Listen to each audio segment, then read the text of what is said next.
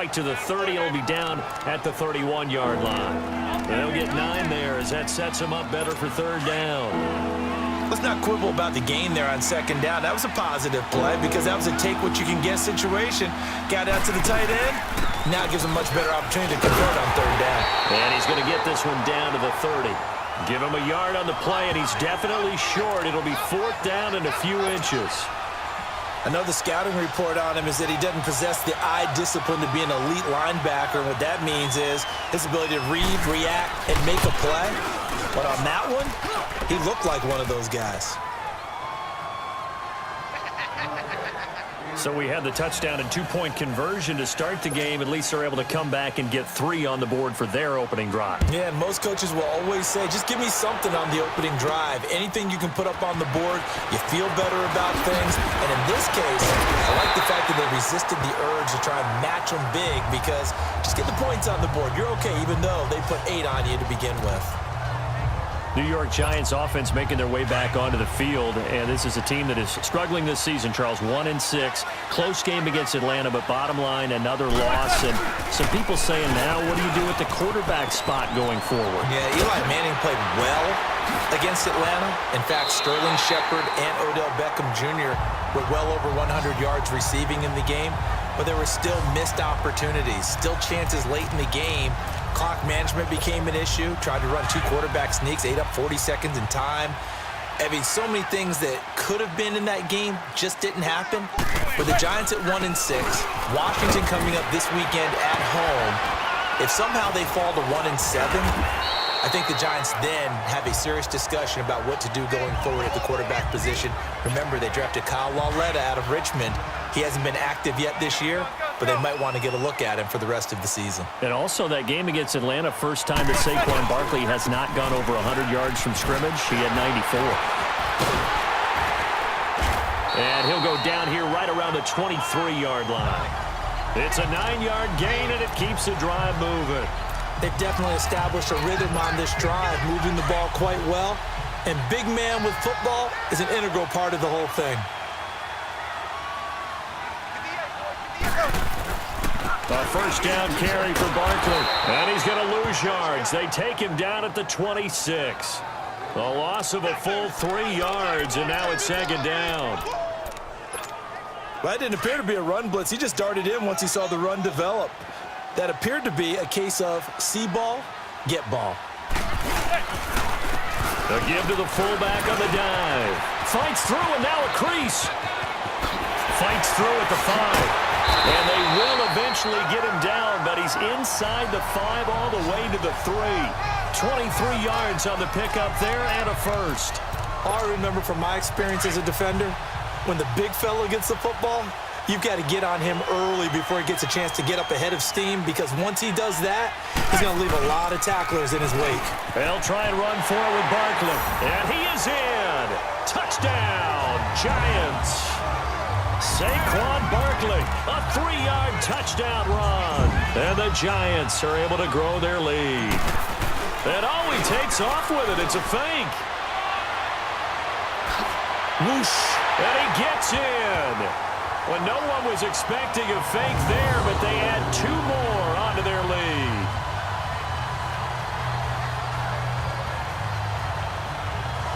And that's something you almost never see nowadays. When you fake it, you're at the 15-yard line on a PAT as opposed to just going for it from the 2. I'm sorry. I know they got it, and congratulations to them, but it's just not a good play. I mean, the risk-reward is really off the charts.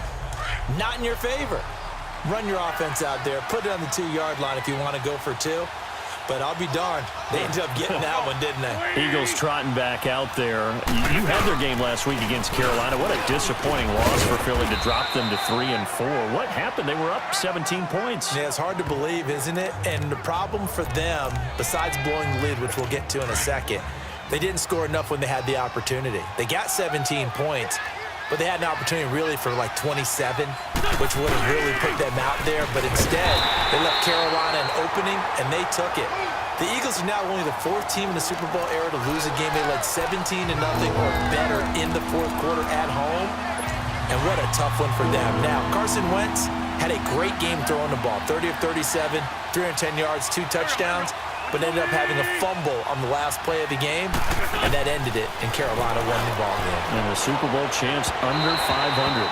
Credit the Giants defense that time in pass coverage. 4th down. Now throwing on 3rd down there, but he cannot connect. Not only was the call spot on, how about the execution of that defense right there?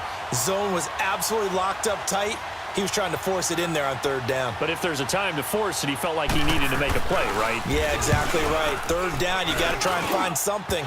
There's nothing available there for him. Well, this winds up an empty possession. Everything looked okay. He just never got the ball on target. And knowing him, he'll be disappointed with that effort. Manning and the Giants come up now 1st and 10 at their own 43. They'll start out on the ground, and Saquon Barkley. And forget about finding a lane. He barely had time to look up before he was planted in the backfield. I'm getting the sense that Fletcher Cox is making offensive linemen want to take the week off when they have to play against him. It's a regular routine for him, isn't it? It really is. That play there, that's him all day long. Good luck trying to block him and keep him from disrupting your offense.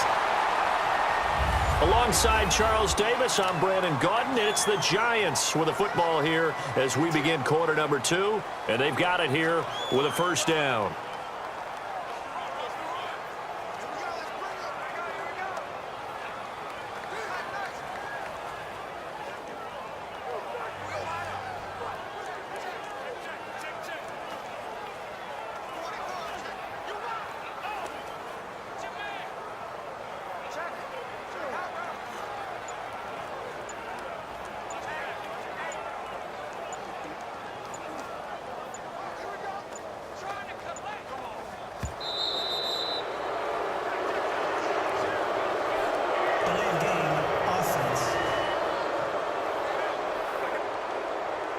So that'll back him up 5.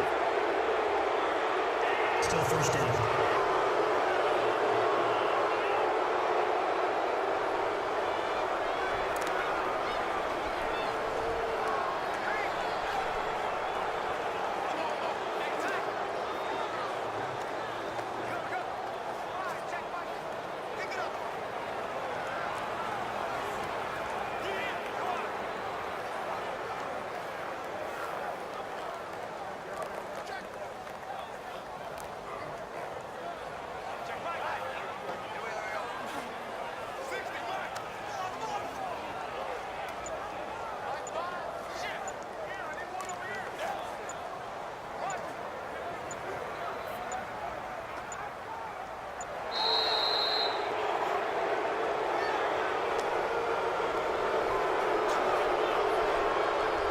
Delay of game, offense. And that'll be accepted, of course, and that moves him back 5. Still 1st down.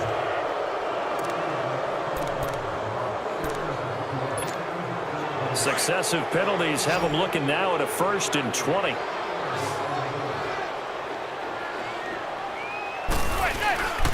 After the penalty, they'll go with Barkley. And he'll get this down only to about the 46. 2 yards on the pickup. It'll be 2nd down.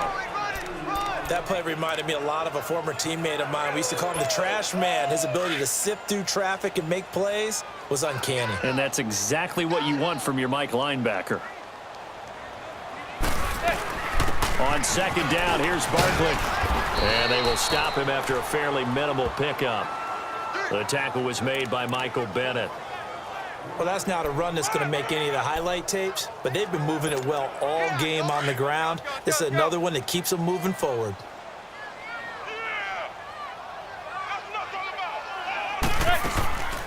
On 3rd down, Barkley. Oh, he's got a little daylight. Oh, and now he bowls him over. And he goes down, but not before getting this inside the 25. That burst good for 20 and a 1st down. And you remember pre-draft, there was a lot of speculation the Giants should look for their future quarterback at number 2 with a great possibility. Remember, Sam Darnold from USC was still on the board, but they passed on him to take this runner, Saquon Barkley. And this is exactly why. They think he can extend the life of Eli Manning's career and give them 1,000-yard seasons year after year. They haven't had a 1,000-yard season since 2012. Ahmad Bradshaw did it then. After a play like that, there should be congratulations all the way around, I think, because if you can stop a big fullback like that, that's not easily done. Yeah, he does not go down easily, you're right, but he did there.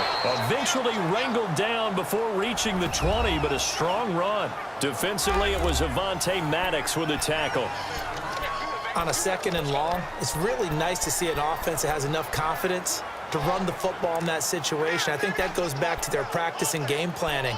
They've seen things that they've seen on tape and in previous games that led them to believe that even in a long-distance situation, they can still run the football and gain enough yardage to put themselves in a good spot on 3rd down. And on 3rd down, a nickel formation here defensively.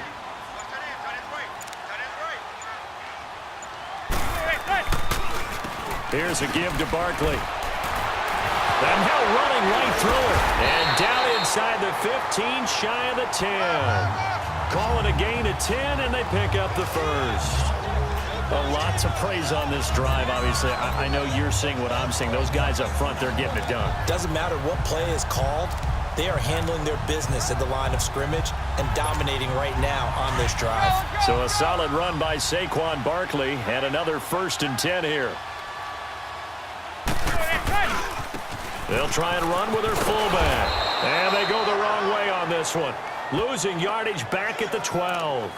It's a loss of a yard there, and now 2nd down. Maybe just a slight detour on what's been a strong drive. Here's 2nd and 11.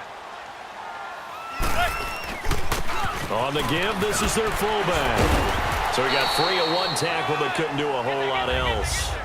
1:57 to go in this first half. We're back to East Rutherford, but first this timeout. They're 2 for 2 on 3rd down conversions on this drive. This one tough. They need 9 yards on 3rd down. They'll run it here. This is their fullback getting the carry. And he showcased the spin, but couldn't do much else as he's wrangled down. And now the Eagles going to signal for a timeout. It's just their first, so they'll have 2 remaining here before we get to halftime. And the kick by Rosas is good. And that will swell the lead to 16. A dozen plays on that drive that ends with the field goal. Let's go ahead and break out some of the old chestnuts here, right, partner? Keep the ball in front, rally to it, and make the tackle, right? No big plays given up, no balls over your head. Bend, don't break. Hold on. Chestnuts? You like Come that on. one? What does that mean, break out? Just because you break chestnuts? I'm not sure about that, but I'm just going with why they said that. I have no idea. So they will accept the penalty and move forward.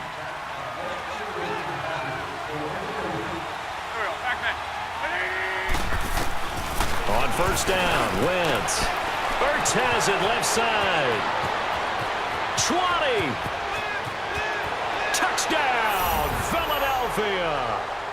Zach Ertz, 43 yards. And the Eagles get a score closer. On for the extra point, Jake Elliott. Quarterback loves the receivers, but sometimes his best friend is that tight end. Yeah, it's hard to believe, isn't it? Because we always talk about the guys out wide and how acrobatic they are. But that tight end, great sight lines, easier throws, they become a bigger and bigger weapon as the NFL evolves. That'll be taken in the end zone. Spinning past him. Oh, and now he bowls him over. And now running right through him. And now nothing but green ahead of him. The 40, the 20, 10, and he will score. Touchdown, Giants. As his guys are in for 6, and the Giants add on to their lead. Well, he made the right choice by result, but a little